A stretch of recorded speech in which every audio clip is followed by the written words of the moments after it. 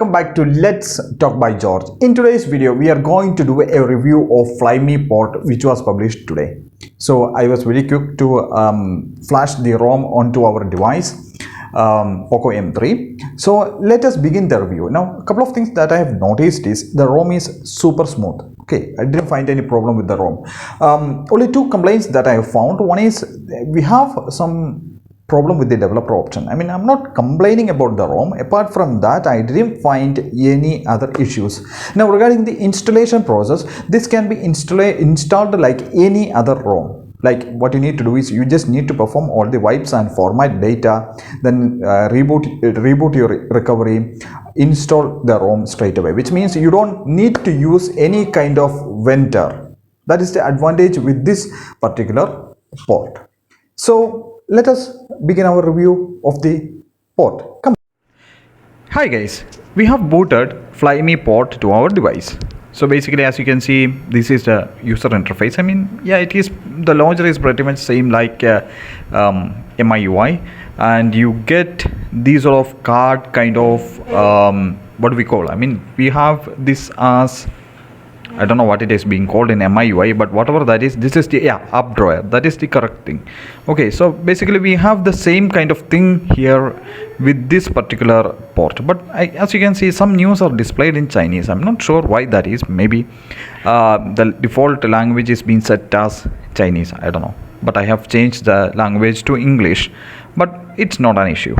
Now let's take a look at the quick settings. As you can see that we have new kind of quick settings layout. I mean, we do have these sort of bars with the MIUI 13, so that is not something new for the MIUI users if you have received MIUI 13 update for your device. Apart from that, this is the quick settings setup we have. Do we have an edit button over here? I guess so. This is the edit button, and these all are the details that you have over here. Now let's have a look. We have one more button over here. Let's have a look what that means. I'm not sure what that is. Neither. I don't know. Yeah. If you don't want to see the name, just want to see the icons, that is possible with this. There is a tick mark you can see over here. If you enable that, if you don't want to see the names or just icons. So let us go further into the review. Now, as you all know, this is the first time that I am using a Flyme port or port on POCO M3. The port seems to be pretty much stable, and it is really smooth too. It is okay. It is quite good or quite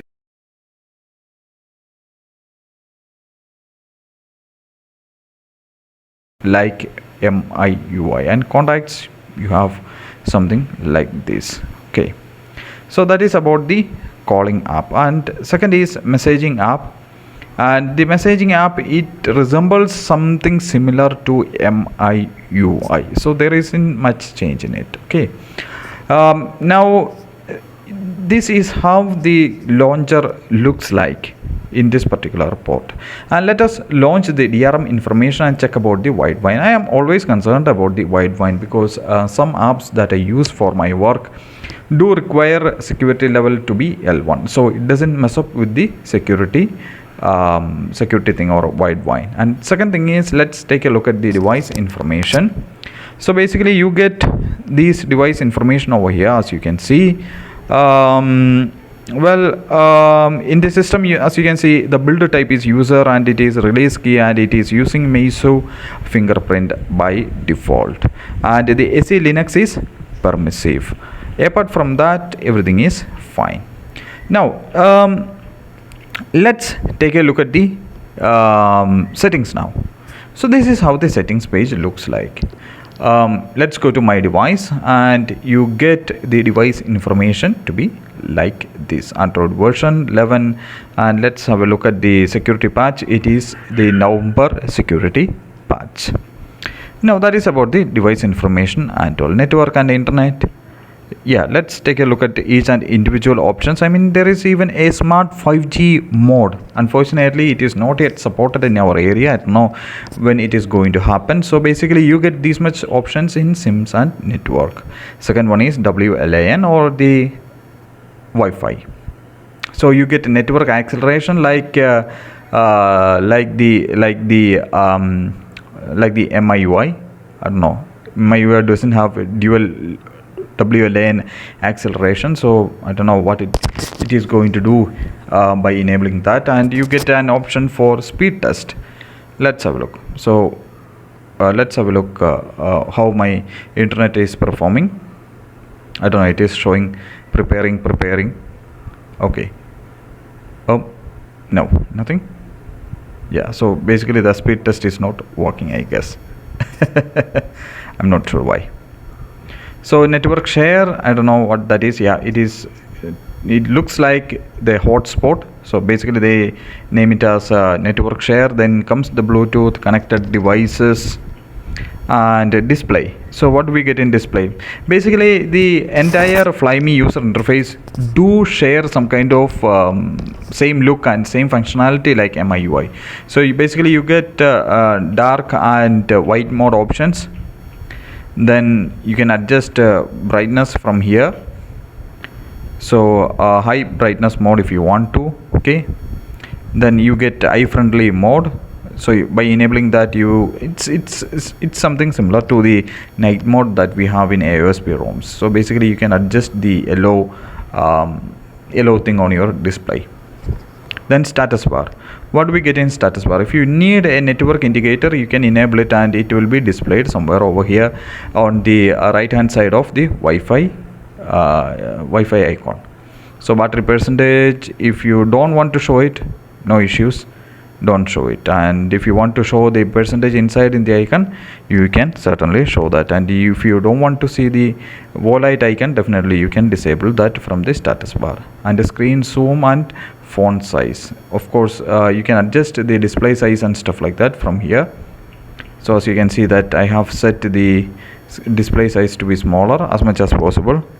So yeah, well, you may need to use it if you want smaller DPI size, since I couldn't access the option to set manually set the DPI manually from the developer setting, as the developer setting was some kind of freezing up and stuff like that. So that's it. What is this easy mode? Yeah, easy mode, it is something like this.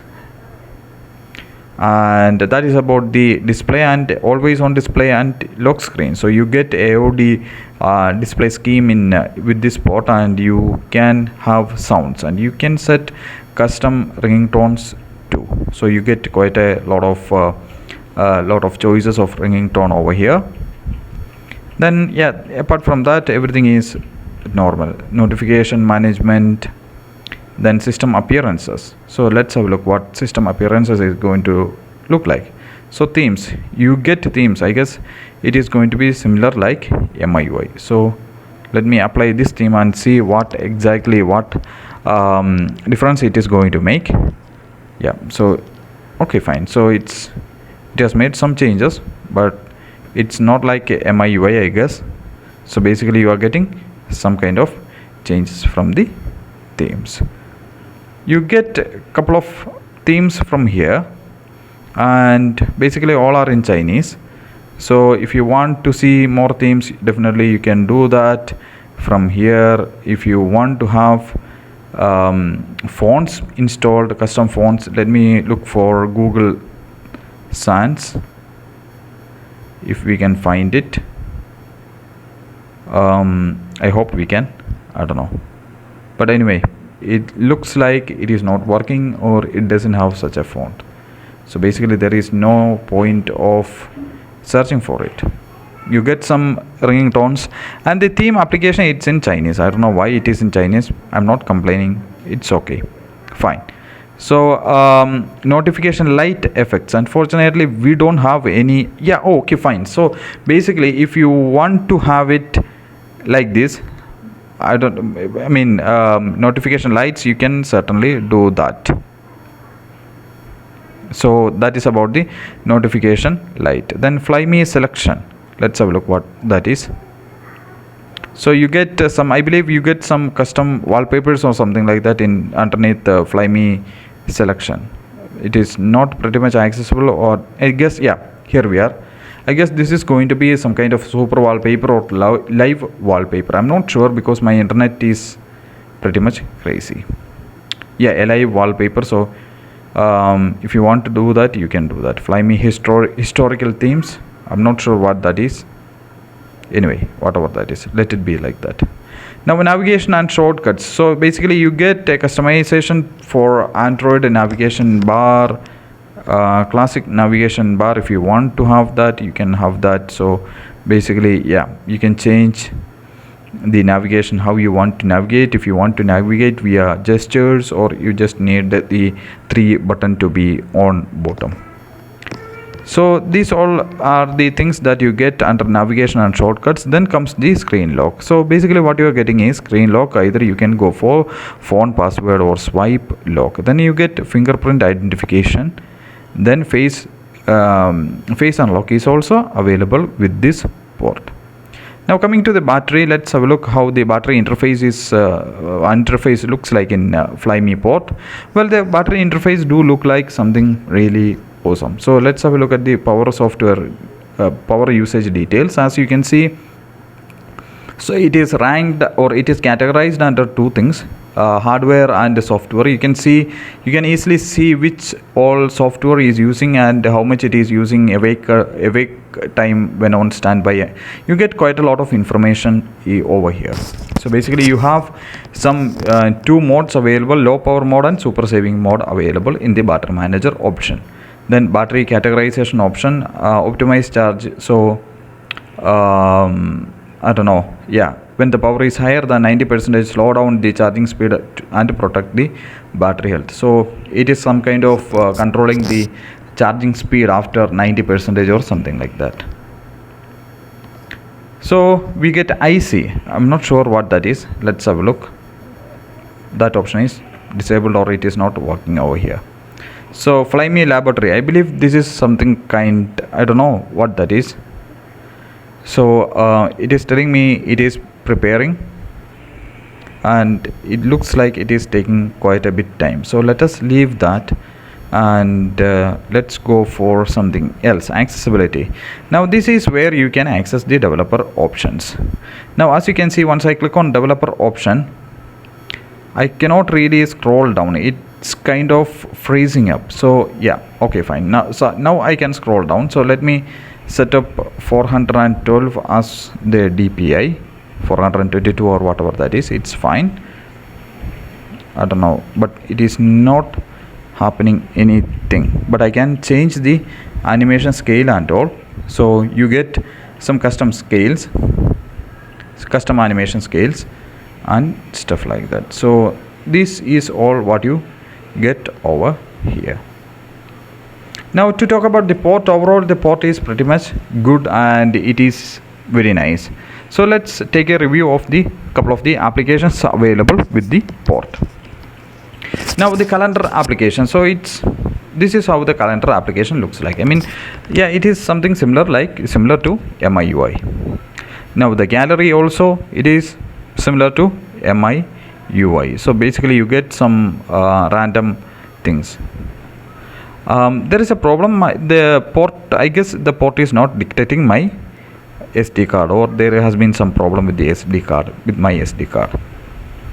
That is not a bug. I mean, it's a problem with my SD card. Then you get an option like security, likewise what we get in MIUI. So this is how the security looks like. Anyway, I'm not going to use that application. So apart from that, you get clock options, and you get these all options under the clock. It is something similar to MIUI again. And calculator, again it is something similar to MIUI. Then what else do we have? Yeah, we get Play Store with this port. So the Play Store is default installed in this port, and apart from that, everything is working and everything is smooth and everything is really good. Let's take a look at the volume bar. So once you press up or down, this is how the volume bar looks like, and if you want it to be expanded, and this is how it looks like. I mean, this is very neatly packed and I really love the volume bar. Take a look at this, how smooth it is, how smooth the animation is. So that is pretty much good, and this is overall great. The default camera that is being used with this ROM is Gcam, and as you can see that it works good. Okay, now apart from that, let's take a look at the safety net thing.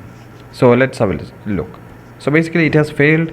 I'm not complaining. Maybe you can install a couple of Magisk module. Right now I'm not yet rooted, so I didn't root the port. That might be the reason why it has failed the Magisk. Either you can install some safety net modules and stuff like that and make it pass. So that's not a big issue or a big deal. And you get Advanced Manager default by the ROM, by the port. So if you want to install Advanced YouTube, definitely you can try that too. Apart from that, the port is really nice, and I hope you have enjoyed the video. And if you want to use the port, definitely you can give it a try. It's nice user interface that they have, and it's also a nice port. Please make sure to subscribe to our channel, and do not forget to press the bell icon so that you won't miss any future updates. Thank you very much for watching.